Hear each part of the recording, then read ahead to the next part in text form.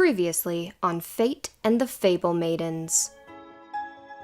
Dr. Rhett leans back and says, "Welcome to Lerasio University. What do you think?" "I have something that I started working on a while back that might help us be able to track planar rifts. I have to find it first. It's in storage. You all have fun, and I'll work on these items you've picked out." I'm going to carve my tribe's symbol onto my bear trap. Howard leans up to you and just says, "It looks nice." Thank you. Where I come from, this just shows that you belong. And after the break, more on the upcoming Lerasio City Limits Music Festival. I just want to know what's in my future if I'm a halfling in that city. I'm just scared that a big city is going to crush my soul. They work to load into those boats. Merryweather Squat looks back at you and he says, "Are you going to be okay?" She puts the note down on the desk and she says, "I need you to help me find my sister."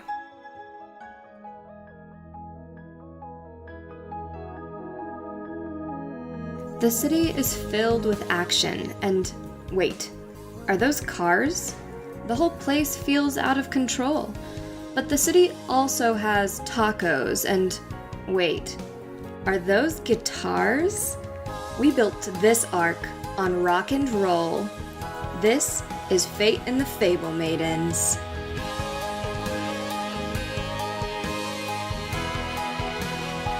Where is she? She leans forward and kind of sighs, and she looks at you, Wynni, and says, "That is a very good question. I don't know. But she left me this note." And she hands you the note that she had in her hand. Wynni, do you take it? Yeah. Perfect. It says on it, "Borrowed your thingamajig for science. XOXO skull." And that skull is like a little skull face. It's not written out. It's just like a little doodled skull emoji. I like that emojis are a thing in this world.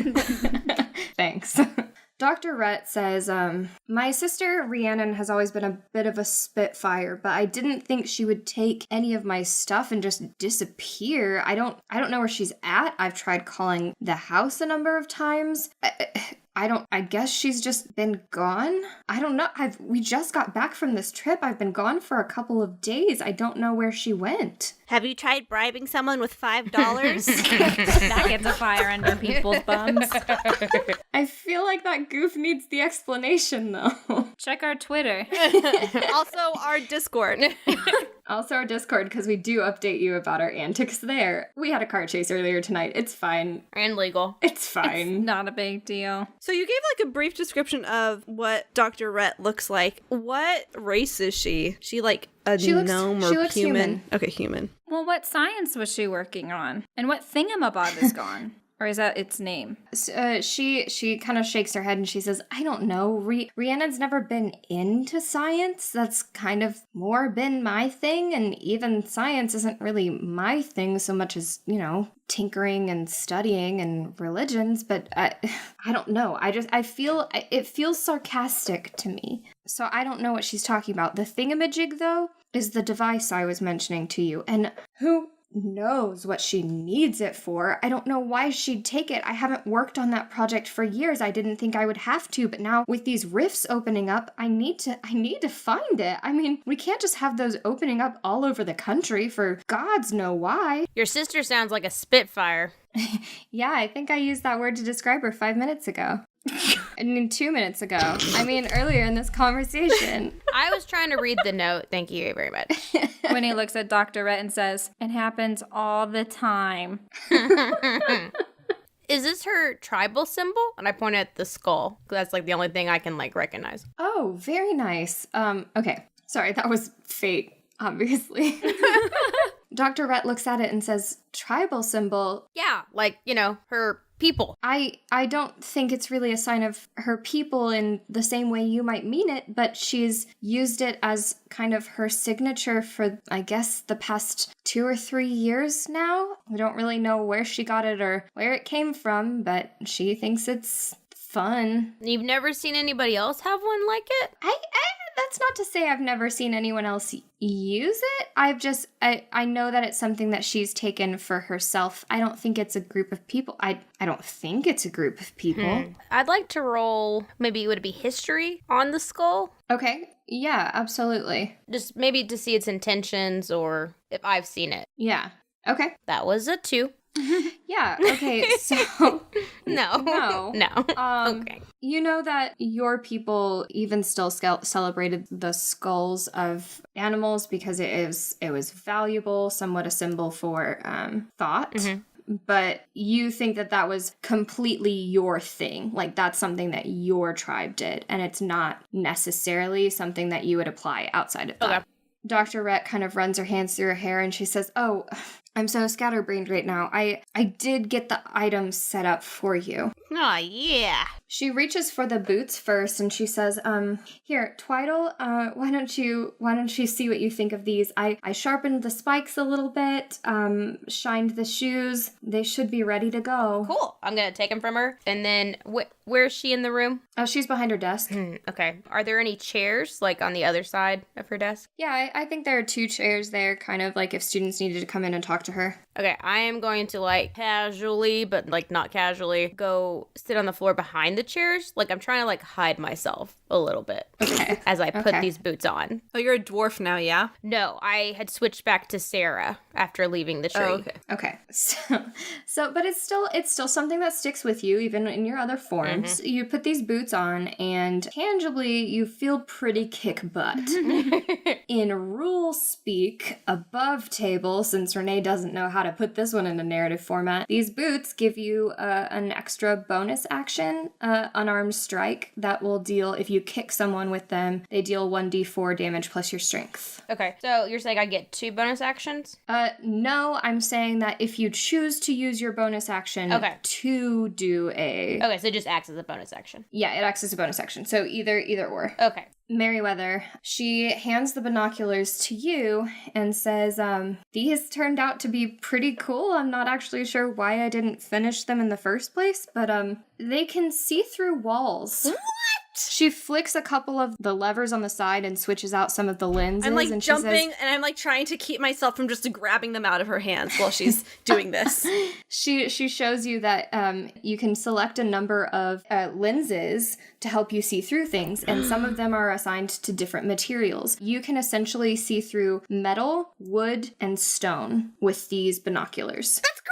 And so she hands them over to you and she sees like you're basically bouncing up and down waiting for them. I put them right to my eyes and start shifting the gears and stuff. Oh my gosh. I can look into rooms without opening doors.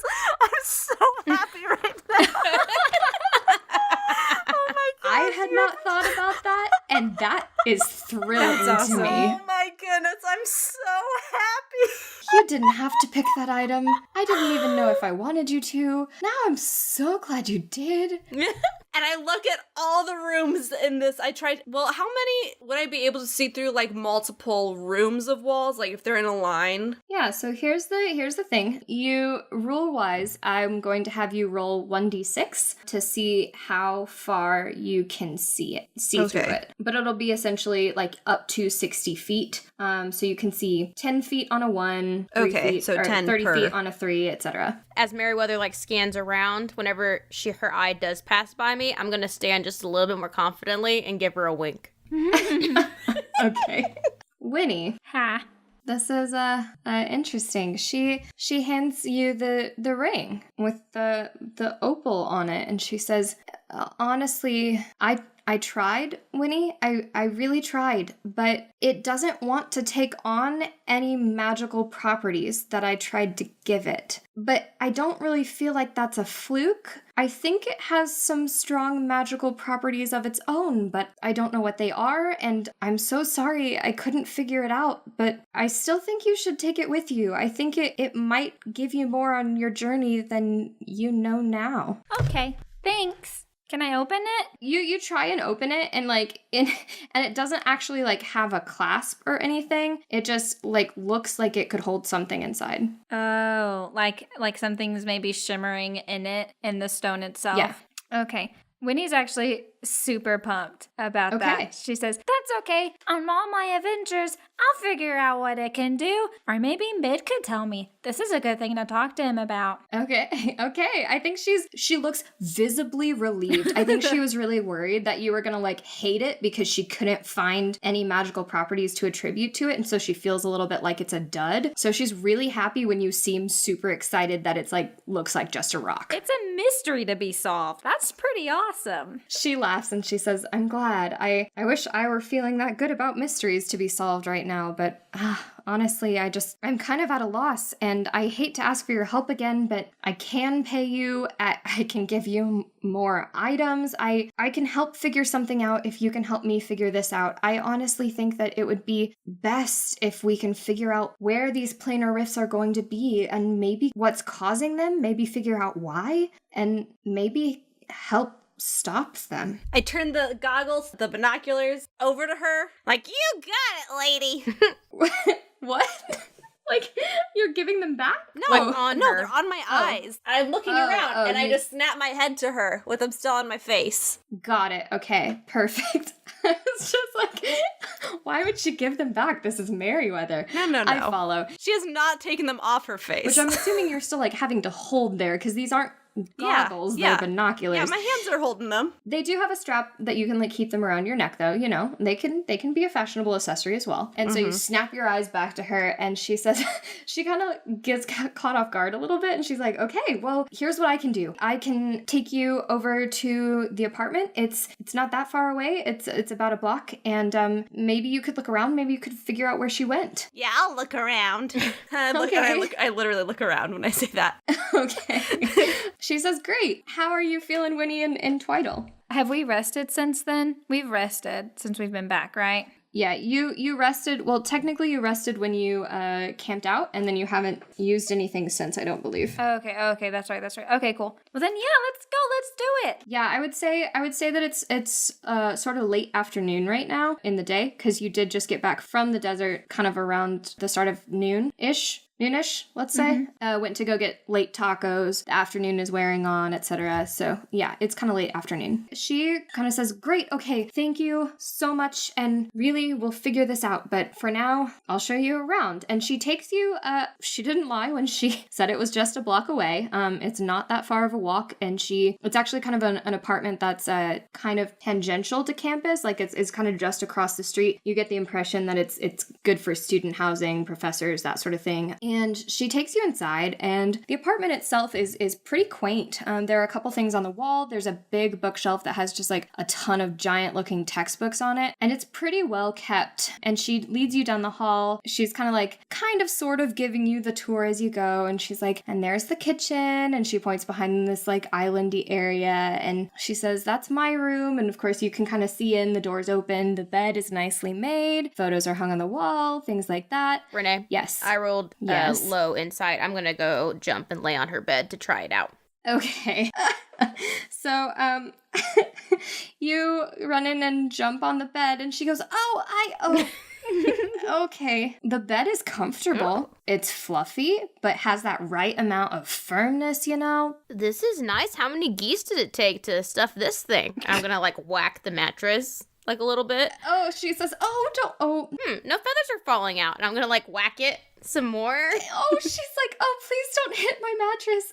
Yeah, it doesn't have feathers in it. I think she comes into the room and she's like kind of trying to like grab your hand and get you off the bed. I'm gonna pull her onto it and then whack her with a pillow.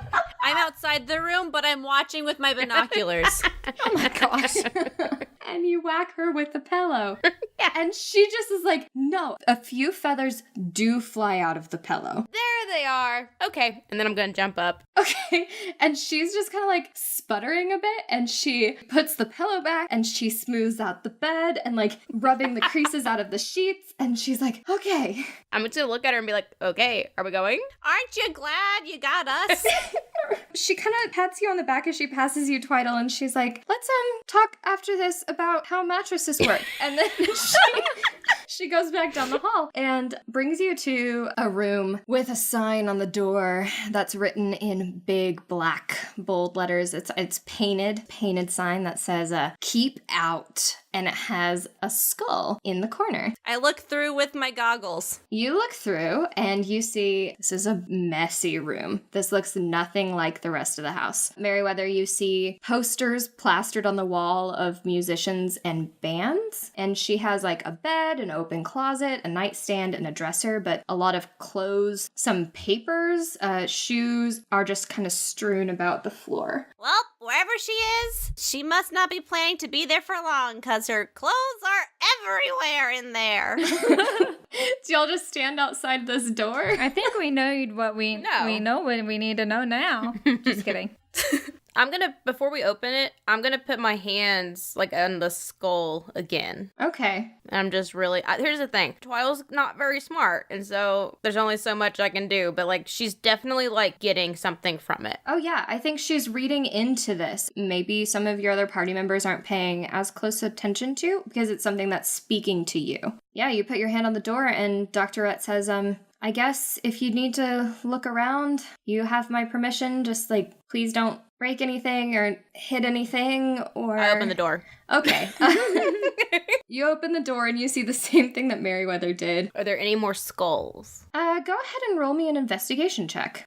Okay, that'll be a 10. Okay, kind of as you walk into the room, you're drawn immediately to the posters on the wall. And they have musicians, bands on them. You wouldn't recognize any of these names, Twyddle. No. But you notice several for a band called Mayhem Gravy. I can't read that. You can't read that. Mayhem Gravy? What a weird band! You notice several of the same band kind of plastered repeatedly. There are a couple featuring a self-assured looking man whose name you also can't read. One of those is signed in the corner, and under the corner is a little drawn skull. And as you're looking, none of these posters are straight. They're just kind of like stuck on the wall wherever there was room. Mm-hmm. As you notice that skull in the corner, you notice that a lot of the other posters have the same skull drawn in the corner. Hey, Merryweather, Wynni, I'm going to point to the skull. I'm still looking with my binoculars, and then Okay. I realize I can't see what she's pointing at because the wall's not there. Yeah, you can like see outside of the apartment now. You're like looking around at like the sky and everything, and then you're like, oh, that's not helpful. Yes. She's marking things. Like, these are her people. I know, Whoa. like, she says she doesn't have a tribe, but, like, you don't just mark things. Well, do they have a band anywhere? Like, do they have like a show anywhere nearby? Do you want to look around the room, Wynni, and see if you can find any clues in that regard? Yeah. Here's how I'll open this up to you. What would you like to look at? I kind of want to rummage around the desk because she said it was something sciencey related. Okay, so there's like a nightstand and a dresser. Which one Oh. are you kind of aiming for? I guess the dresser. Okay, you head over to the dresser and the top drawer is open. The clothes, since there are kind of clothes all over the place, the clothes inside are kind of strewn about too, like they've been rummaged through. They're not very well folded, and some of them are kind of like hanging over the open drawer. You can tell that she wears a lot of black and gray clothing, and there are a lot of well-worn t-shirts, some with holes in them, some that look, you know, like purposefully, fashionably distressed, with band names or kind of witty one-liners on them. And then there's on top of the dresser, there's a lot of like knickknacks, trinkets, but the things that stand out to you most are some guitar picks and some Blake sheet music. Could I roll, I guess it'd be maybe history, to see if I've heard of Mayhem Gravy before? I think that you don't need to roll for that. I think that they're a really hit band right now. And so I'll go ahead and go back to the posters if you're looking at those, Merryweather, Yeah. since Twyddle couldn't actually read them. You notice several for this band that you've heard before. You've heard their music in your travels at the very least, even if it was just kind of in passing or heard people talking about them because they're kind of in right now. But you also see this self-assured looking man, and his signature is scrawled across one of the posters, but you also see his name pretty much everywhere, and you're also very familiar with who this is. His name is Balor Bane. The group of people that are in this band, how many people are in the band? There are 3. And what are they? There's a half-orc and a halfling and a dwarf dwarf. And the self-assured one is which one? Oh, the self-assured one, he's separate. He's on his own, like, his own posters. Oh. So, yeah, there are like 20 bands, musicians, all represented on this wall. And some of them are lesser known. Some are for the band Mayhem Gravy, which you see those Which is three. the 3. Mm-hmm. Okay. And then you see a couple with the singular man on Okay, them. so the skull is on the Balor Bane one. The skull is on all of them. Oh. Yes. The self-assured guy is just his own, like a solo musician. Yeah, and you would know that his nickname is the God of Rock. That's kind of how he's known in the industry. I make the rock hand. Yeah. That's a god of rock. I'm telling Twyddle this. Okay, yeah. It says Balor Bane. That's who this is. And these 3 people are Mayhem Gravy. Gravy? I'm gonna switch into the mids form, and I'm just looking at Balor, and I'm just like, I'm not seeing it, and I'll like stand kind of close to the poster for like comparison purposes. Oh, like, are you comparing a god to the supposed God of Rock? Yes, because I mean I'm taking this literally. Of course. And and Balor looks very different. He has blue hair because why not? He does look a little bit elven, and he's got that kind of like ethereal beauty with sharp angles on his face. But his ears aren't very long as some elves would have. But he has like, you know, he's got thick eyeliner on. He's got studs on his shoulders, and he has actually kind of like a necktie. And like aside from the studded leather, he looks kind of very formal. But he's typically winking or smiling or smoldering in any of these posters. So I think when you do the comparison, Mid's got that little, he's a little bit more huggable. I don't really, what's the right word for Nice. For the feeling that Not Mid gives scary. you? Yeah, I think he's a little bit more like classically handsome, we'll say. Balor's got a little bit more of the Bad edgy, bad boy kind of feel to him. I don't like him. I think that's kind of the point I was making. Yeah. Okay. So what else are you doing? Wynni, you've looked around the dresser. Merryweather, you've kind of examined these posters as well. Twyddle's just standing there like, do you see it? Do you see it? Do you see it? Is Dr. Rhett still in the room? She's kind of lingering at the door. She hasn't actually set foot in the room. Did she react to me changing into mid? Would she recognize who that is? I don't... That's a good question. I think she's kind of staring at you, and it takes her a while to figure out what you're doing, because there are a number of artistic interpretations of him that, you know, you saw some of them in the tomb, and I think until she realizes what you're doing with the whole god connotation, she goes, wait, you're... Whoa. What? Is that what Medaris looks like? This is Medaris. Ta-da! No, it's not. She kind of looks at Merryweather. She's like, I'm not gonna fall for that one, but good goof. Thanks. Then I think she pulls a notebook out of her pocket and starts like writing it down. Like she starts kind of writing this description of how you're presenting Medaris to be. Wait a minute. I'm gonna like turn my belt so my spikes come out, and then I'm gonna kind of pose for her. Okay, now you're looking a little bit more like Balor. I know. And she's like, oh, okay. Looking a little bit like the God of Rock there. God of Rock and the God of wind and earth and air. So your sister's missing? When did she leave you this note? It was left in the storeroom when I went to go get my device. I really ought to name that thing. I'll help As you. I don't know how long it's been there. Thank you, Merryweather. Here's the thing. For all we know, she could have just borrowed it for like the afternoon or like a day. But she lives here, right? She does? Yeah, she lives here. We've only been here for like a day. We just got here, right? So, I mean, for all we know, she might not even be lost. True. Yeah, I've just... I've tried to send her a message a couple of times. I used the word call earlier. That's like kind of a city slang. I don't really know if y'all have heard that one before. Call? When you try to message someone, we call them, you know, it's like a thing. Are there phones here in this world? No, there are not phones here. I don't know why I said that earlier. I'm trying to justify it in my lore. Shh. Got it. You like sent her a crow?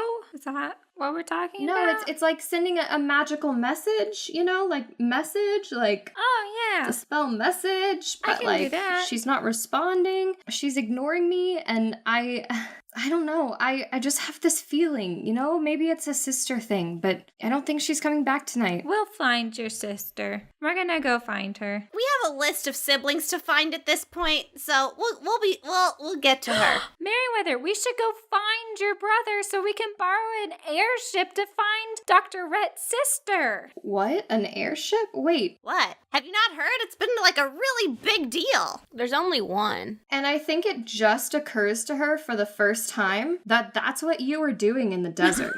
Aww. We fell off an airship. Dr. Rhett, You were on the you didn't even question what 3 people were doing alone in the middle of a feather desert. flight. I was a bit preoccupied. I was behind a door and a little bit panicked. I thought you were mysterious saviors, and you kind of were. Fair enough. I mean, I am. You were on the feather flight? What was it like? No. I'm sorry. I don't need to know this now. I need to ask you about this later. I need to know where Rhiannon is. That's so cool, but I need to know where my sister is. Aw. I'll help you out. It's a really short answer. It was awesome. Super cool. It was stressful. I couldn't eat it.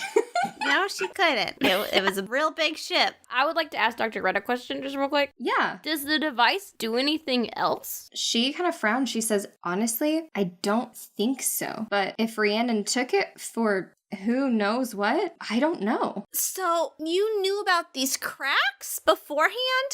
No, this is just something that I was trying to find a way to detect where the planes get closer to one another. See, that's in part where religion came from, where planes would cross and the gods as we know them would step through. And that's how we became familiar with the celestial plane and some of the members of it. So these planes would kind of intersect at times and open up. I thought possibly I could create something. It was silly. No, that sounds awesome. I thought maybe I could create something and meet a god, and here you are, and you already have. Some people just have all the luck, don't they?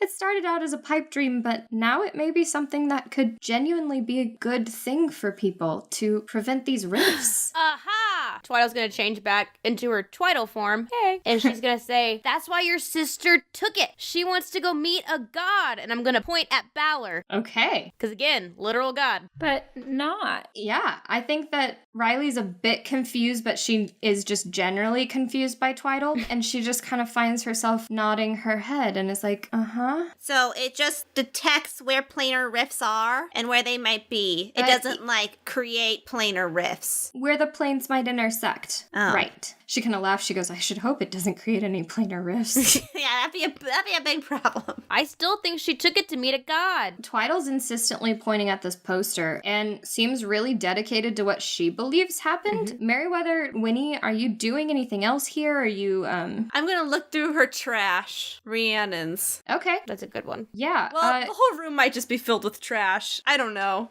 There's actually a wastebasket next to the nightstand that does stand out to you over in that area.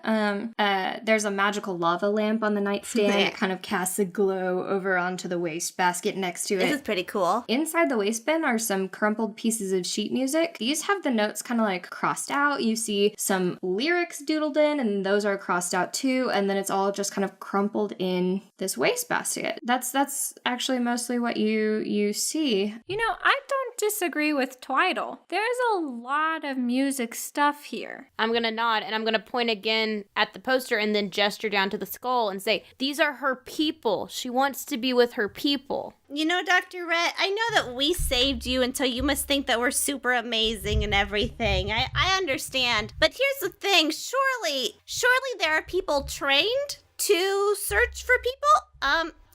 Like some sort of military or law enforcement in this town. She kind of stops you and she says, how many of them have met a god, and how many of them believe me when I would try to explain to them that the planes are breaking? You don't have to tell them everything, You could say, my sister went missing. She stole something from me and then went missing. She nods. She does appreciate that. She's like, that's true. It sounds like I'm trying to say, let's ignore Fate's plot that she has set up here and give it to someone else and move on with our lives.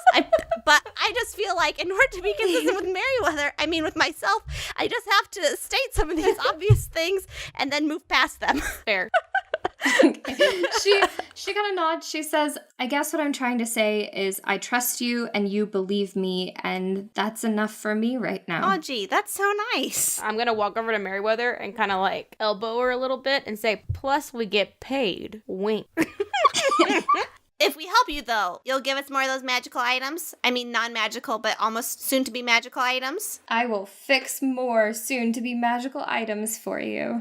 Okay, then I will put my untrained detective self to the test. Okay, how are you doing that? Is it tangible now? Are you, like, marching out of the room with your commitment? What are you doing? I put my binoculars back on and I start looking through the hallways of the apartment. Okay. Can I roll to see how far I can see? Yeah. 6. Okay, so you can see very far. You actually see into several other people's apartments, and there's a lot going on there. I won't go too into it. It's inappropriate! And then I turn. Then I whisper, he was showering. I was gonna say, like, studying, stuff like that. Showering, probably, yeah.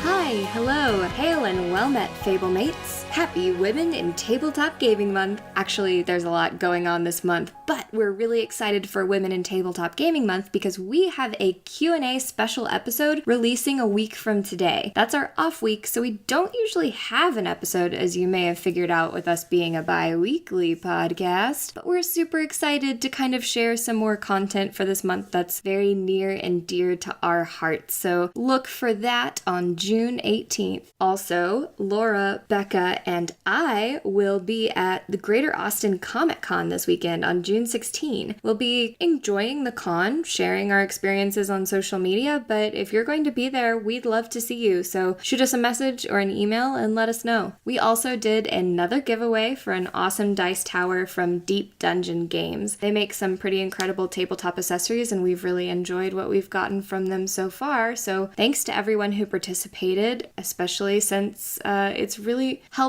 encourage us to see how much we've grown. So the winner for that is Bad Dice Bad on Twitter. Go ahead and shoot us a message with your address and we'll be able to get it to you that way. Also, if you want to follow us on our social media, you can find us at fateFMCast across the board, or you can contact us at contact@fateFMcast.com. And if you like the show, wow, we would love for you to rate and review us on iTunes or support us on Patreon for cool reward tiers, or even tell your friends. It means a lot to a smaller podcast starting out like us so that we can grow, and we're really excited about what that could mean for our future. And thanks JP Diavando for writing our theme song, Fate and Fable. Oh, and welcome to our new arc. Farewell for now, Fablemates.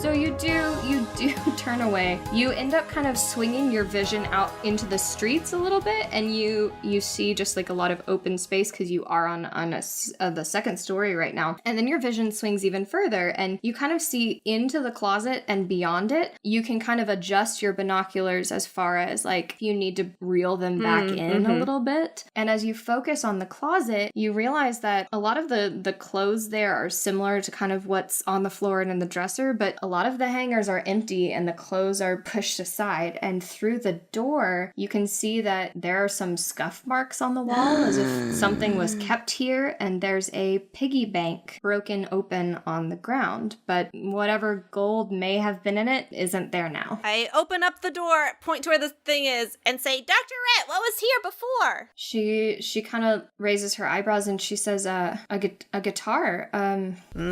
It was her guitar.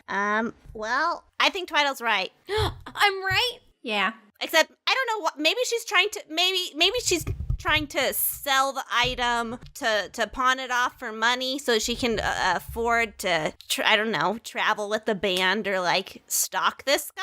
But yes, that's what I think. Riley kind of nods and she's like, I don't know. Let's see. Let me think. Oh gosh, I've been gone. Wynni, what are you doing? Has Wynni heard these bands before?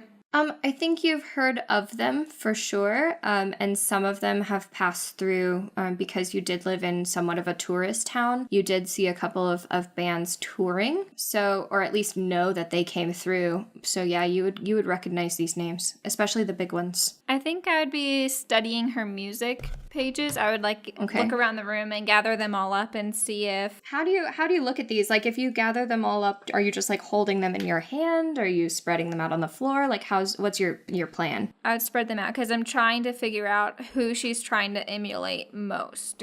So I want to kind of take them all in. You sit down on the floor and start putting these sheets of music out and kind of spreading them out and flattening them because they're all kind of crumpled. And as you're putting them together, a crumpled piece of paper catches your eye that's kind of been kicked under the bed. It's brightly colored. I grab it. This one's kind of crumpled too. It's and you have to spread it out kind of with the rest of the sheet music that you have. But this isn't sheet music. It's a flyer. And there's a list of names on it. There's music notes kind of decorating the side, and the big letters on the top read Lauracio City Limits, along with details for the music festival. It's this weekend. It starts today at Keslier Park. Guys, let's go here. Not familiar with that one. And I'm going to look around the room real quick. And I'm going to say, I'm going to teach you guys something that has been passed down from my tribe for generations. And I'm going to pick up some of the clothes around the ground and say, you got to blend in. And like shove them into their hands. Oh, what do y'all do? Can I still wear my skirt? I'm not going to answer that one. I feel like that's got to be answered in character, so... I'm not going to address it, but I am going to look at Dr. Rhett and kind of like size her up, and then I'm going to change into her. Oh, okay. And then like look into a mirror and like just kind of like try to make my hair or her hair look like the people in the posters. Okay, so you start kind of playing with your hair, and you are able to get it kind of into a ponytail and kind of like maybe with a little bit of help. I don't know who would be helping you with this situation. I like to think Dr. Rhett would because she's seen her sister, and maybe she's connecting. I'm trying to look like her sister. Okay. She grabs some hairspray that's on top of the dresser because there's hairspray. We don't question it. We keep going.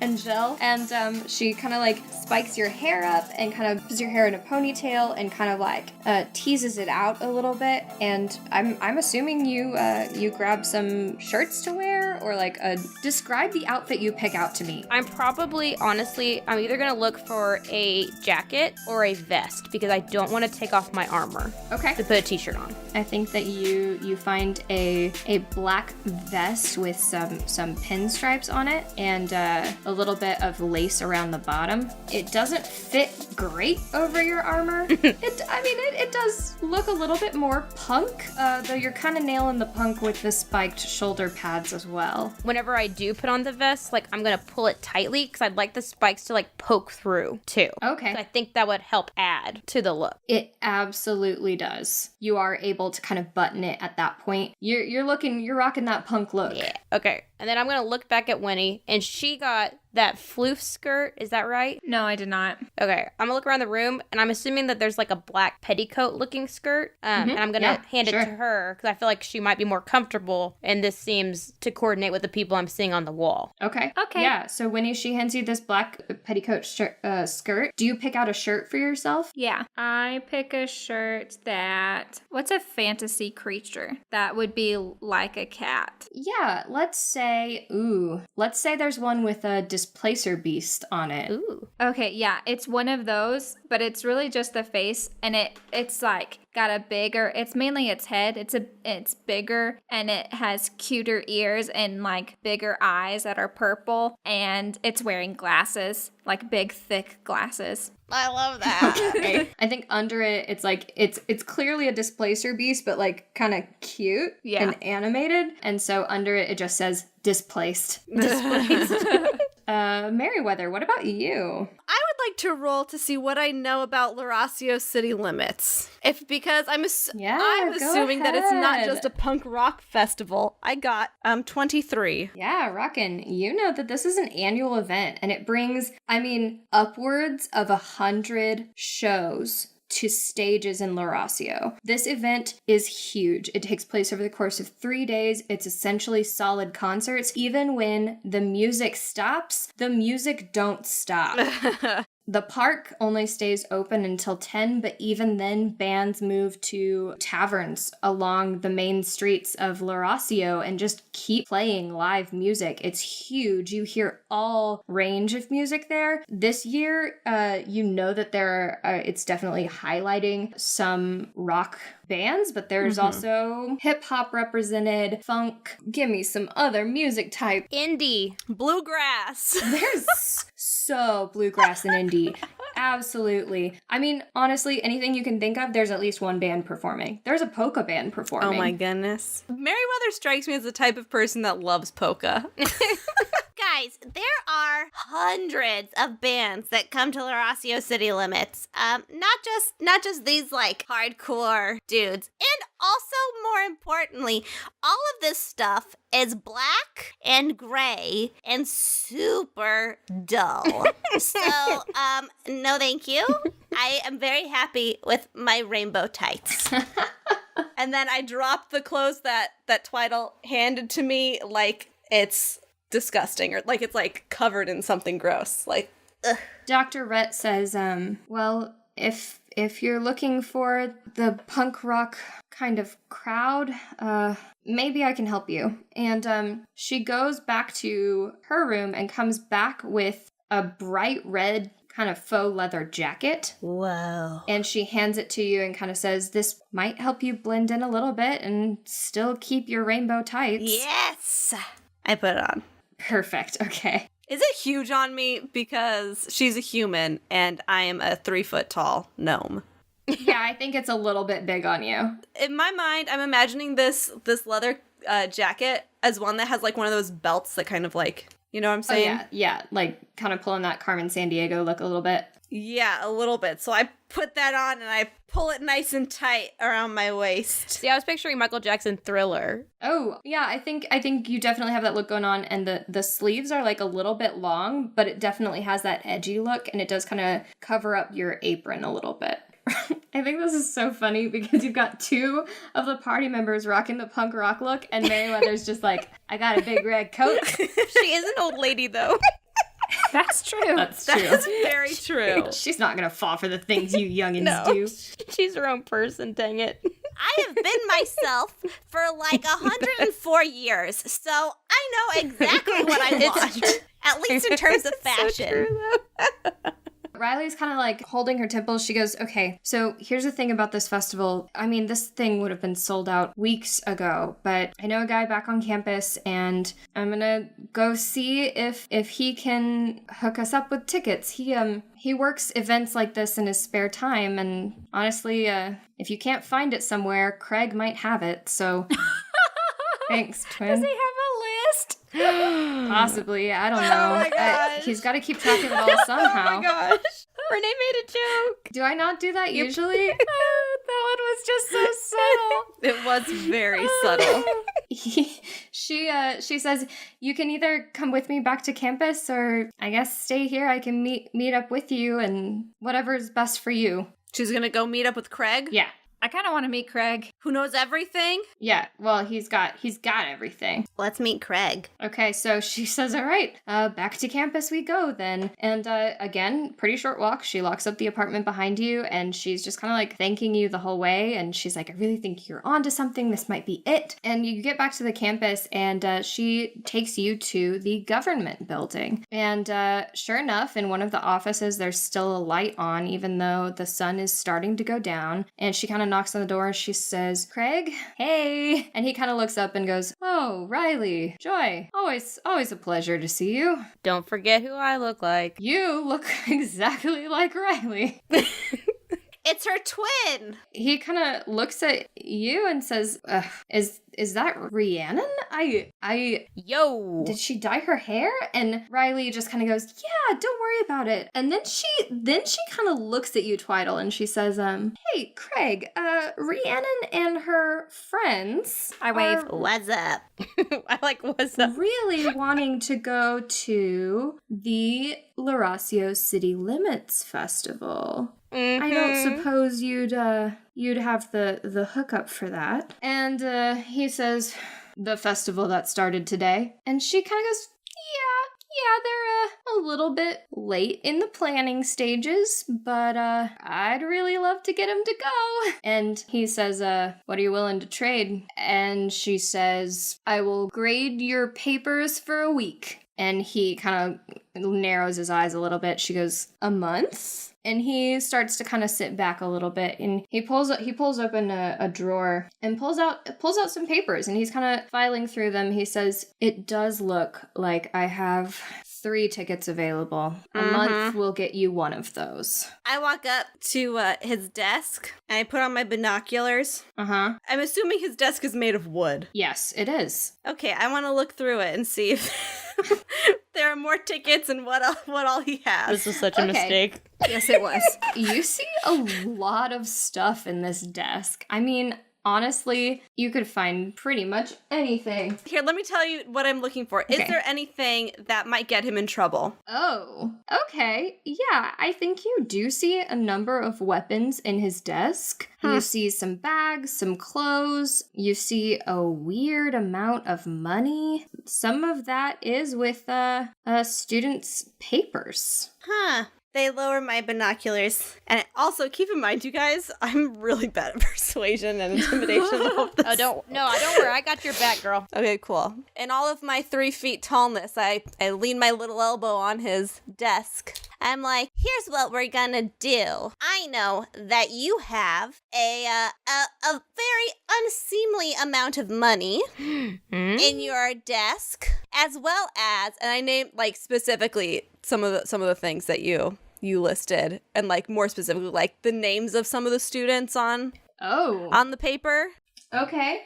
and I would it would really cause me no pleasure. Actually, it caused me a lot of pleasure to rat you out and get this whole operation busted up. So here's what we're gonna do. Dr. Rhett will still grade your papers or whatever for a week, and you're gonna give us all 3 of those. I don't like you very much. I'm going to now at this point put my elbows on the desk and lean in, and I'm gonna roll intimidation. Okay. I don't like people who take advantage of other people. So this is how we're gonna do things. That's a 16. And I use my best, I'm an adult mom, and Okay. I know what's going on voice.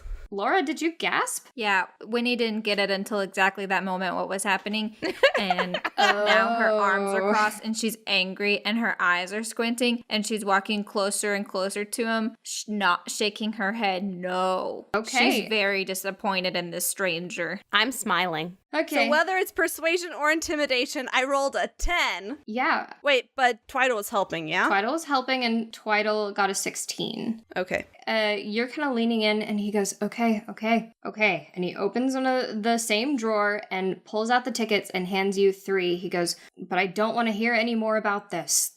This is a big favor. Of course. Well, we're all doing you a big favor by not telling anybody. Okay. I hold out my little hand to shake his hand, not just to take the tickets. Yeah, I think you take the tickets and he shakes your hand. I'm gonna spit in my hand and then offer it to him to shake. Yeah, he doesn't take that. Okay.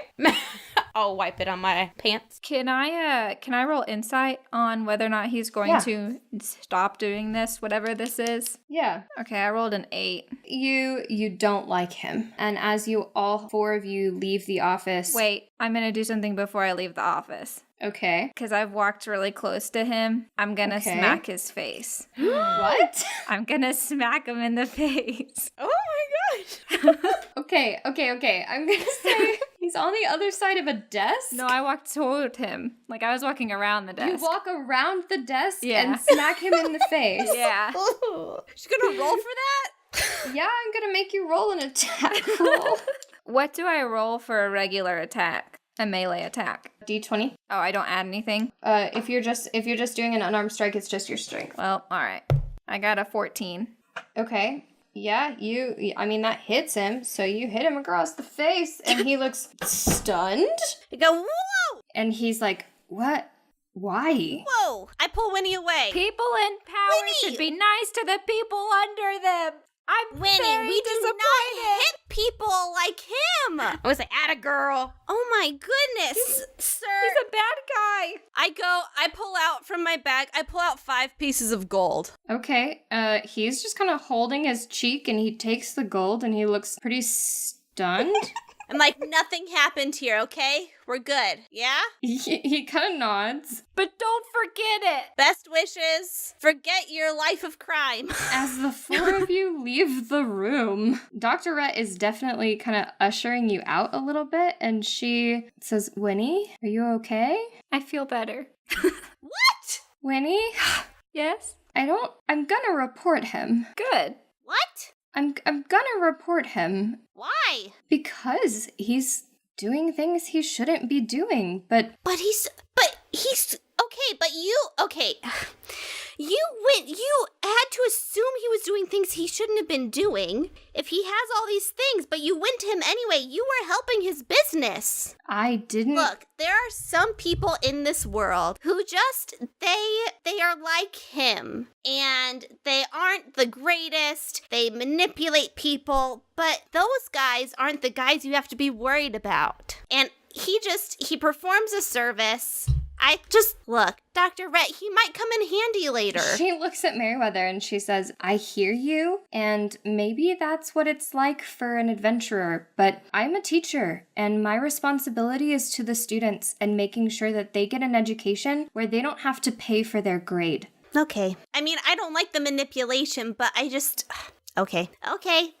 He just might come in handy later is all I'm saying. And she just kind of looks at you and she says, it's not worth it to me. I get it, but it's not worth it to me. Okay. With that, she says, but you got the tickets, and that's impressive, I guess. Bummer about Craig. Craig's lists sometimes are kind of shady.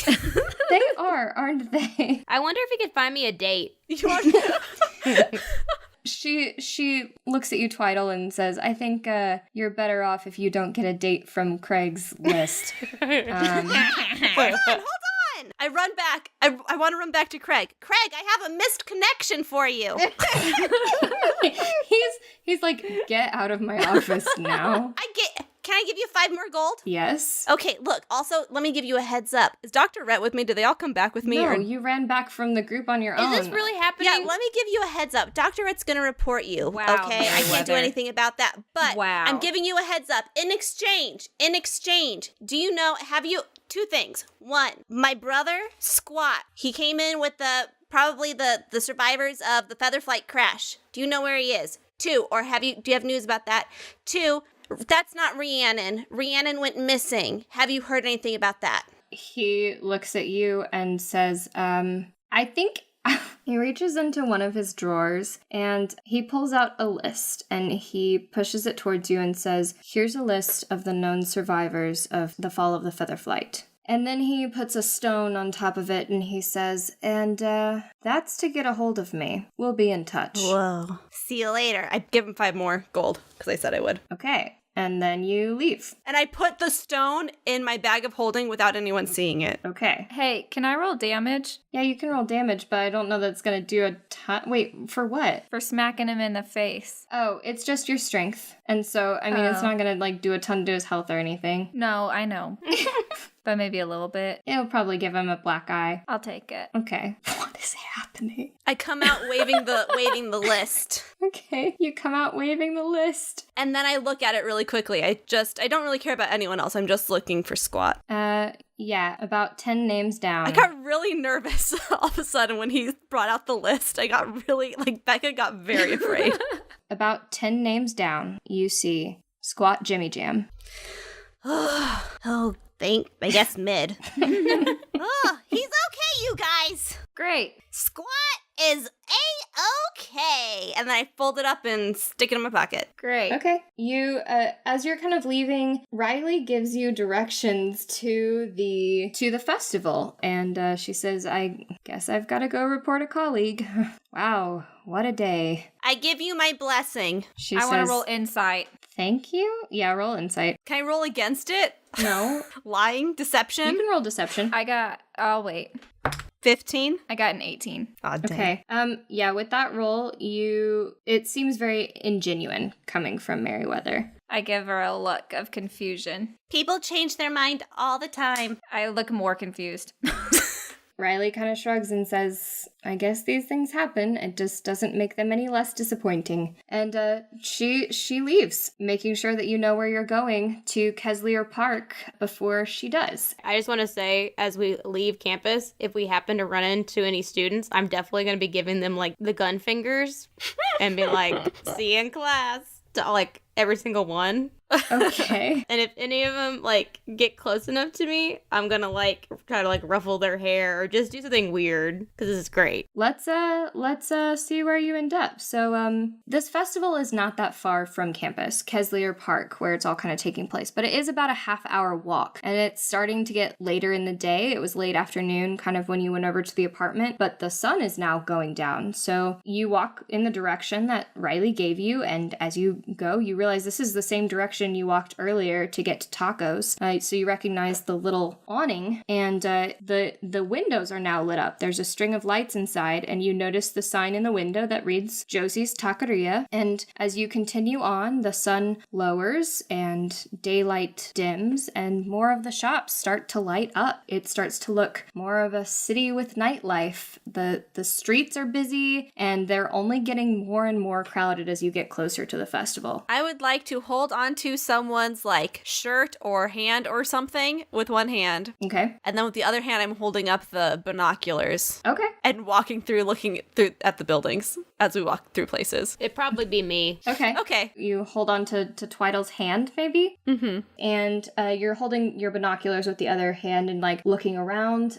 You pass restaurants, you pass shops with dresses, you pass shops with all manner of clothes, shoes, you pass office spaces. You pass everything that you typically see in a city, but as you look through the walls, you see people closing and ending their day, and just kind of you people watch through the walls, and you see people signing off from their desk and turning off the lights. You see people sitting down for dinner with loved ones and family.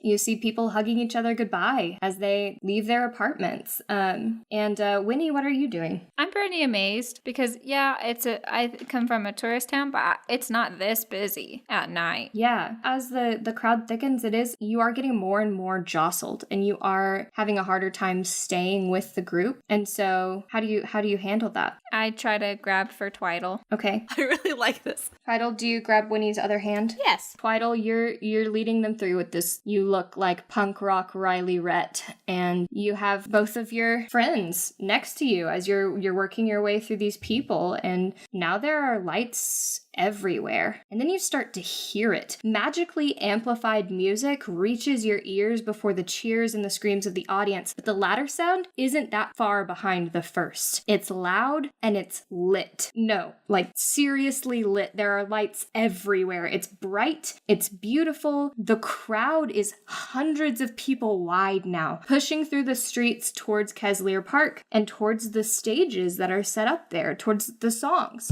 And you see the lines as you get closer. There's so many lines. But beyond that, you see the stage. And you see an elf with wildly styled bright pink hair and bright pink makeup projected into the sky above this stage as people are walking into the festival. And you see beyond her stage, more stages down the way. As you're kind of like at the end of this line, waiting to get into this park, and the gates are all set up. There's definitely security, but you can look up and see this elf in this projection on the sky, and she raises her microphone. All right, Lauracio, let's rock and roll.